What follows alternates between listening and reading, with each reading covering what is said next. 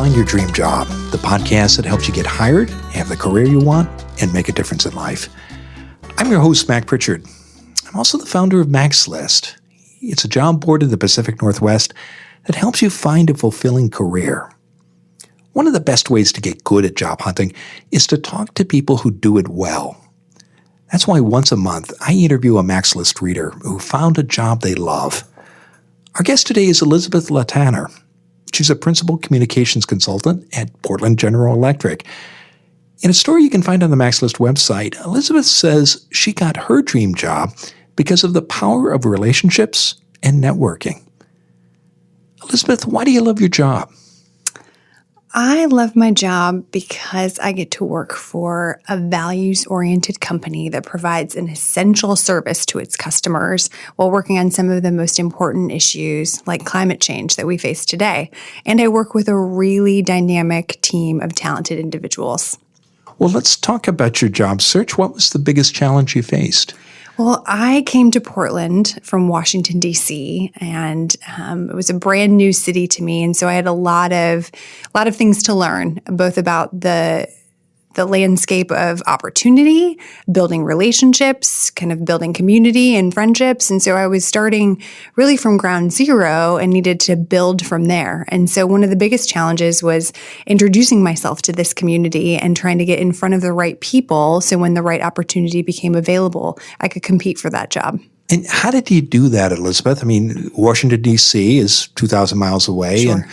And we have lots of listeners who are in one city and want to move to another. How did you get in front of the right people? My strategy was to start with my existing network and community in Washington, D.C., and I worked on Capitol Hill in my previous position. And through that, got to know people who worked for Senator Merkley, Senator Wyden, Congressman Blumenauer, and from there, helped leverage their contacts on the ground here in Portland to start building out my network. And so I think it's really important for job seekers to think about who it is they already know and have relationships with, and then ask those folks to see who it is they might know in the city where they're trying to move. Yeah, the three people you mentioned are all members of Congress from Oregon. So you knew people in those offices or perhaps even the members themselves, and you started there. I started there. Did you have other people you knew in your home city or rather in Washington, D.C., who knew people in Oregon? I had a few people from my network. I went to the University of Notre Dame, and I think the power of the college alumni network is something that has been very helpful to me throughout my career. And so I tried to look through my fellow alumni contacts as well as the people I was already connected with on LinkedIn and kind of on Facebook to see who I knew who lived in Portland, Oregon. Did I go to high school with anyone? Did I know anyone through college or other affiliations? And started to do my outreach from there. So some listeners might say, well, Elizabeth, you work for a U.S. Senator. You have great contacts, but I don't know anybody. What would you say to someone like that? I would say that it's still important to think about kind of your family, your friends, the communities you already have, whether that's where you went to school or an activity you love, like a recreational sport you play, or kind of thinking about who you might know from different experiences in your life who might live in a city, and then asking them. The worst thing they can do is say they don't know anyone, but you'll never know if you don't ask. And so getting in touch with those kind of friends of family connections, and asking if they have anyone kind of in their networks who they think might be helpful for you to meet with. My mom's college roommate and her husband live out here and are very kind of well connected in the nonprofit community. They opened a lot of doors. And so it's a matter of kind of getting creative beyond your existing professional network to really think about who are the people who I can get in front of. And even if it's just sort of grabbing a cup of coffee and meeting an interesting person and they don't necessarily know about a specific job opportunity, at least you're starting to build a better network in your new community. Well, let's talk about once you made those lists, you started reaching out to people. What was the ask, Elizabeth? I asked for a few minutes of folks' time to sit down to learn about kind of their background, their career, and to receive any advice they may be able to offer about my search. I want to be respectful of people's time and very specific about what I was looking for. And in my transition out to Portland, I wanted to get out of the field of politics and into the nonprofit or values-driven private sector. And so my questions for everyone I met with were not only getting to know them, because I feel like you can learn so much from people's stories, but also asking them who is on their radar and what organizations. What organizations are doing really exciting work, nonprofit, private sector. I've been really impressed by company XYZ because they've been doing this in the community. Or I recently met with this person and they're on my radar because I think they're a rising star and they'd be a really great teammate to work with. And so those specific questions help me identify the companies and the people who I wanted to work with or I hope to work with someday. And what did success look like when you walked away from those conversations, whether they were by phone or Skype or in person?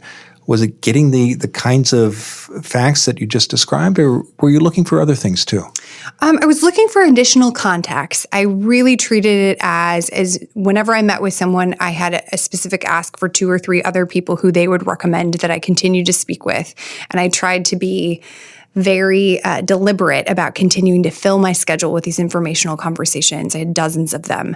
But I also wanted to get on my radar organizations that I couldn't find through, say, internet searches or kind of regular news coverage. I wanted to know if there were under the radar organizations or companies who were doing good work that I hadn't been exposed to yet. What was really interesting as part of my conversations, I got kind of a view into the B Corp community, which is very lively and vibrant here in Portland, and I think a very neat community that probably wouldn't have been on my radar because a lot of those organizations are really small. And so that was a really neat thing that came out of my informational conversations. And I know in your article you mentioned that you did 125 of these meetings over the course of 4 months. That's about 8 appointments a week. So that's a lot of research. And in the end, how did that help you get the job you have today? It was a lot. And I will say that it certainly kept me very busy, but I really appreciated when I found the opportunity that I ended up taking at Portland General Electric. I had a good network of people who I knew had either previously worked with or alongside PGE or had some affiliation with Portland General Electric who I could bounce some ideas off of and say, hey, do you know the team that this person would work with? If so, what are your impressions? I'm thinking of applying. Do you think there are any really interesting challenges I should address? And as I was trying to make the transition, one of my other challenges was talking about my government and political experience in a way that made sense to corporate America. And the network that I was able to build and the conversations I was able to have, especially with fellow communicators, I think very, very much helped me in having a better interview with Portland and General Electric because I was able to talk about my experience in a way that I thought applied better to a company rather than a politician. So to be clear, you didn't know anyone inside Portland General Electric when you started your search. Correct. You had these conversations, and then because of them, you eventually met a number of people who either worked inside the organization or knew people who did. Is that correct? Yes.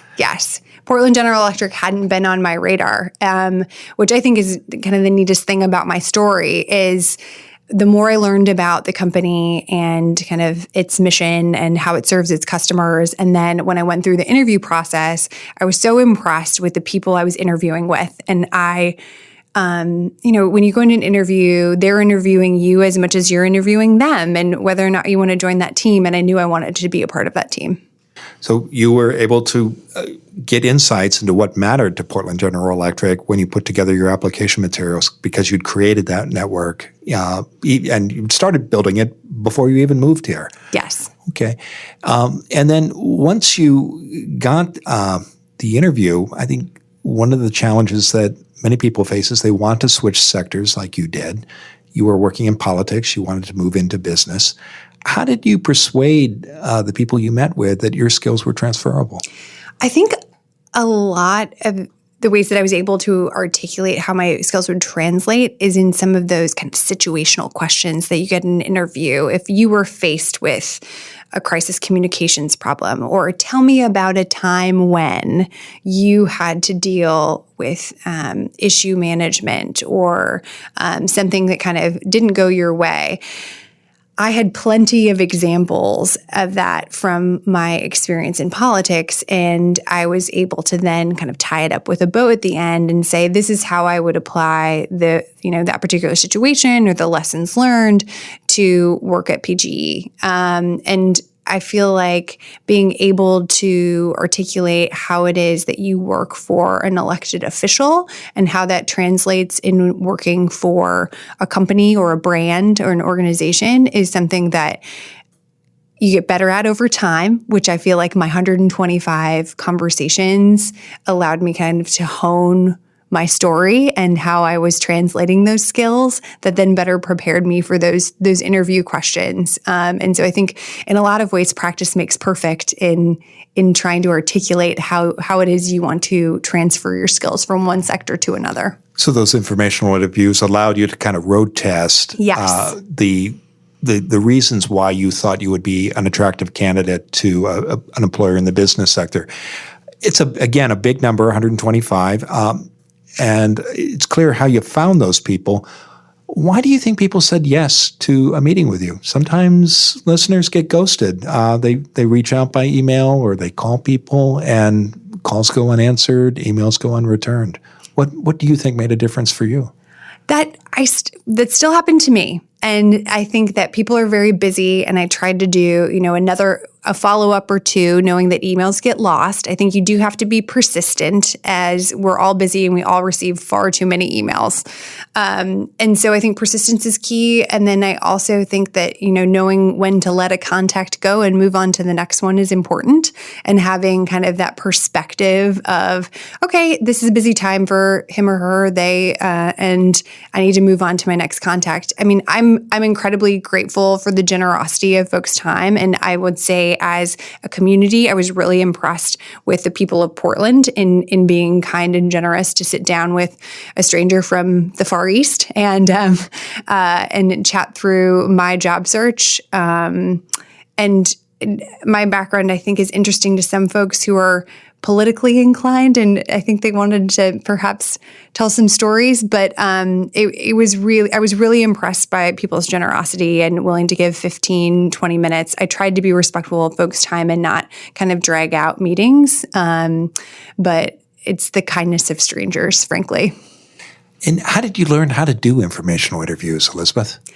Capitol Hill is an informational interview capital. It is very much an industry in which you network your way to positions, which I feel like isn't the most perfect or equitable way to get a job. However, a lot of hiring goes on through the informational interview or internship to full-time hire process. And so over the course of my career on Capitol Hill, I both asked for informational interviews and did a lot of them with college students, young people moving to DC who just wanted to talk about how it is you navigate Capitol Hill. And I would always say yes to them, whether it was a fellow Notre Dame alumni or a stranger who found me on the internet, because I feel like it's so important to open doors to all people, to be very transparent as to the path that brought me to my career. And hopefully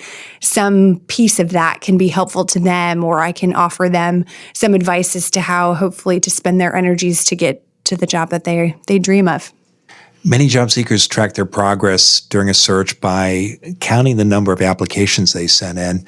And you've talked about the number of informational interviews you had. I'm curious, how many jobs did you actually apply for? I probably applied for fewer than a dozen jobs, which compared to the number of informational interviews is very skewed. And I think perhaps that has to do with both my previous experience of having a network really lead to a lot of my positions in Washington, D.C., and not necessarily a formal application process, but then also just sort of waiting and the timing involved in finding a good senior level communications position in a city like Portland. And so it's just a matter of kind of picking your shots and kind of going all in once you find something that you're really excited about. You were very selective about the jobs you applied for, weren't you? I wanted to be intentional and be serious when I put an application in, and then hopefully leverage my network once I had applied to, hey, do you know anyone here? And, could you put in a good word? Or what do you think about this team? Or what do you think their challenges are that I should address in any interview? And so I wanted to put in 110% for those I applied for.